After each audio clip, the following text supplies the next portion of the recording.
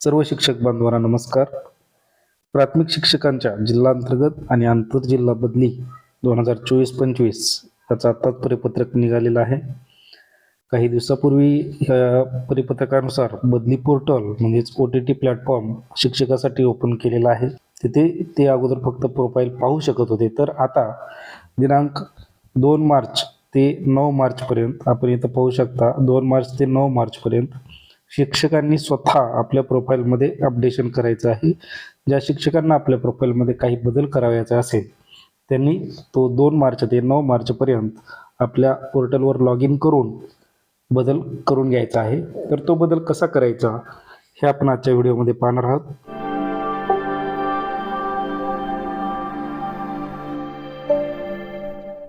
तर सुरुवातीला आपण आपल्या मोबाईलमधील क्रोम ब्राउझरमध्ये जायचं आहे.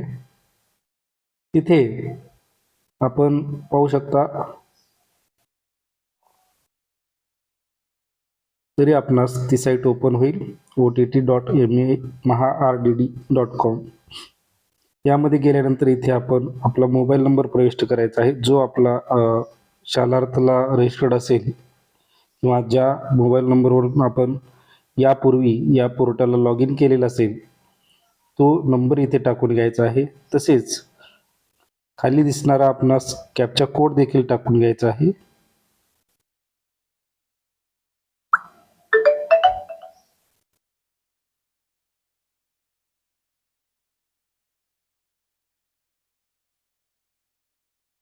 हा पहा, मी आलेला OTP टाकून घेतोय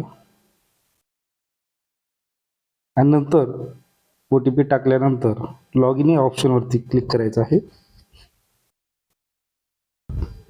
तर अशा प्रकारे आपणास ऑनलाईन टीचर ट्रान्सफरचं पोर्टल आपलं नावासहित आपल्याला ओपन झालेलं दिसेल. या ठिकाणी आपलं नाव असेल आणि सध्या या प्रोग्राममध्ये किंवा या पोर्टलमध्ये टीचर डाटा अपडेशनचं जी स्टेज आहे ती चालू आहे. म्हणजे याचा अर्थ की आपण इथे पाहू शकता आपण 2 मार्च ते 9 मार्चपर्यंत टीचरने आपली प्रोफाईल अपडेट करून सबमिट करायची आहे. ती रिक्वेस्ट आपली BO लॉग इनकडे जाणार आहे.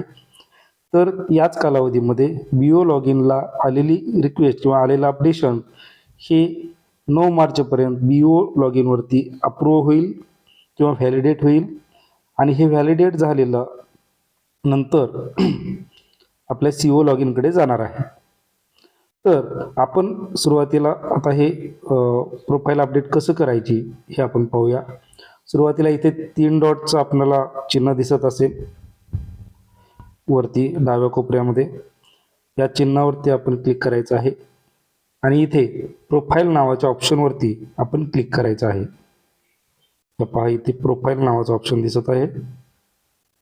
यावरती क्लिक केल्यानंतर आपणास असा इंटरफेस तयार होईल, ओपन होईल. यामध्ये सुरुवातीला आपली वैयक्तिक माहिती इथे आपणास प्रदर्शित केली जाईल. इथे आपलं नाव, आडनाव, date of birth, gender, mobile number, Aadhaar number, PAN number, email, तसंच शालार्थ ID आणि आपलं मॅरिटल स्टॅटस ही एवढी माहिती दिसत असेल. या माहितीमध्ये जर बदल करायचा असेल तर हा पोर्टलवरती उपलब्ध नाही आहे. याची सर्वांनी महत्त्वाची नोंद घ्यायची आहे की ही जी वैयक्तिक माहिती आहे, सर्व जी पर्सनल डिटेल्स आहे याचं अपडेशन हे पोर्टलवरती उपलब्ध नाही. तर त्यासाठी काय करावं लागेल, तर त्यासाठी एक स्वतंत्र अर्ज असा आपण सादर करायचा आहे, जो BO मार्फत CO पर्यंत पोचावा. म्हणजेच आपण आपल्या तालुक्याच्या गट शिक्षण अधिकारी म्हणजेच BO कडे आपण अर्ज देऊ शकता. BO कडून तशी रिक्वेस्ट CO ला जाईल आणि CO ते अप्रूव्ह करतील. म्हणजे आपणास जो पूर्वीचा असणारा तिथं ऑनलाईन जो रेकॉर्ड आहे, समजा आपणास मॅरिटल स्टेटस बदलायचं आहे. समजा इथे आपणास लिहून आहे अनमॅरिड आणि आपणास चेंज करायचं आहे मॅरिड. तर आपण दोन्ही पद्धतीने तिथे अर्जामध्ये नमूद करायचं आहे की सध्याची पोर्टलवर असणारी स्थिती आणि बदल करावयाची स्थिती. या दोन्ही संदर्भात जो फॉर्म आहे तो मी खाली डिस्क्रिप्शन बॉक्समध्ये देतोय. तिथे आपण जाऊन पाहू शकता. ज्या मुद्द्यामध्ये आपणास बदल हवा आहे तिथे सध्याची स्थिती आणि आपणाला अपेक्षित स्थिती अशा दोन्ही पद्धतीने तिथे भरून BO कडे सादर करावयाचं आहे. तर हे आपण फक्त इथे माहिती पाहू शकता. आपण पाहूया आता पुढे काय करायचं आहे. पुढे नेक्स्ट ऑप्शनवरती क्लिक करायचं आहे आणि आता इथे आपणास दिसत आहे की एम्प्लॉयमेंट डिटेल्स म्हणजे आपली joining date, date of appointment date किंवा आपली कास्ट कॅटेगरी काय आहे किंवा अपॉइंटमेंट कॅटेगरी काय आहे, परत करंट डिस्ट्रिक्टची जॉईनिंग डेट काय आहे, युडाय स्कूल काय आहे सध्याच्या शाळेचा, किंवा आपण teacher type current teacher type काय आहे. तर ही माहिती आपणास इथे दिसून जाईल. या माहितीमध्ये जर आपणास बदल करावयाचा असेल, उदाहरणार्थ समजा मला बदल करावयाचा आहे की माझी सध्या शाळेची बदली झालेली आहे आणि समजा मला युडायस कोड हा चेंज करायचा आहे सध्याच्या शाळेचा, तर आपणास इथे युडायस कोडचा ऑप्शन दिसत असेल. युडायस कोड सध्याच्या शाळेचा लिहून आहे इथे आणि समजा माझा तो जुन्या शाळेचा असेल आणि आता मला अपडेट करायचा असेल, तर मी काय करणार, तर त्यापुढे दिसणाऱ्या या हिरव्या डॉटवरती मला क्लिक करायचं आहे. बघा मी इथे क्लिक करतोय, केलं तर आता मला चेंज कराव्यास इथे ऑप्शन आलेला आहे. म्हणजेच काय, corrected UDISE code of current school. मग इथे मी माझ्या सध्याच्या शाळेचा युडायस कोड हा टाकू शकतो. त्यानुसार ती शाळा सर्च होणार आहे आणि बरोबर आपण युडायस कोड टाकल्यानंतर आपल्यालाच तिथे परत एकदा हिरवी टिक येईल आणि हिरवा राईट येईल आणि आपण मग काय आपण माहिती आता इथे भरली असं समजून घेऊया.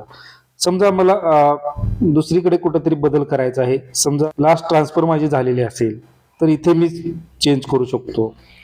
मग लास्ट ट्रान्सफर कॅटेगरी काय होती ते मी इथे चेंज करू शकतो. म्हणजे मला जो बदल हवा आहे तो या माहितीतला मी बदल या प्रोफाईलमध्ये करू शकतो.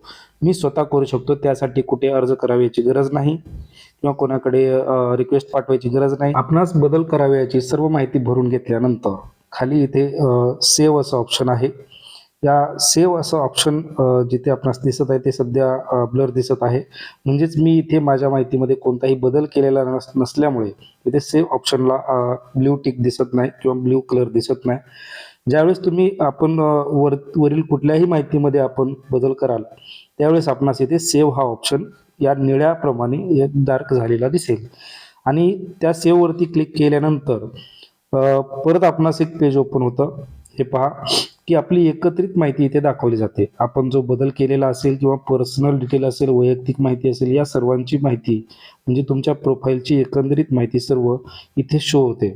आणि इथे आपण जर बदल केलेला असेल म्हणजे मागील पेजवरती आणि सेव्ह केलेला असेल तर हा जो सबमिट टॅब आहे तो सुद्धा याप्रमाणे निळा होऊन जातो.